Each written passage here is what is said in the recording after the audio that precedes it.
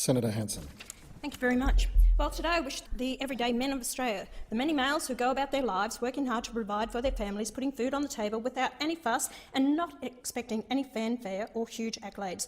You men help make Australia what it is today. It's not often that the dedicated and hard-working men of this country collectively get a pat on the back as they deserve, so I'd like to do that now. Well done, men. You deserve to be honoured. I thank you. It is more often that we uplift women in this country, and men are widely regarded as toxic.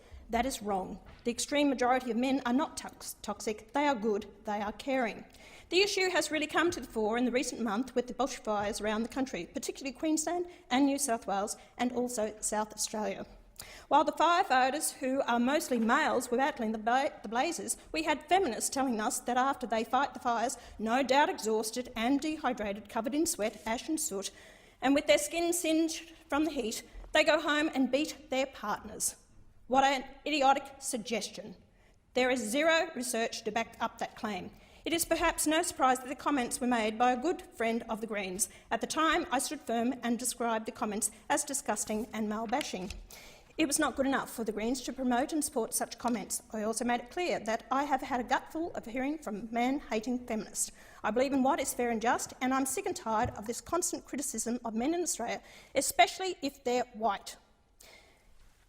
I think the property owners who watch their homes go up in flames are not too worried about a pile of paperwork that hasn't been filled out. Why is there such an ongoing attack on the men of this country, particularly those who are showing strength and masculinity and who risk their lives to protect property, lives, pets and animals? Well, I'm not going to man-bash. There is no reason to do it. The vast majority of men are not toxic. They are loving, caring, respectful and hard-working. And it is mostly men who step up and face the flames, extreme heat, rough terrain and tinder dry fuel to fight the bushfires. In August 2019, there were 15,300 firefighters in Australia. 9.6% were female.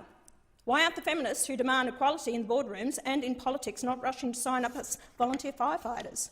Where is the feminist campaign for equality in this difficult, physically demanding and also thankless profession?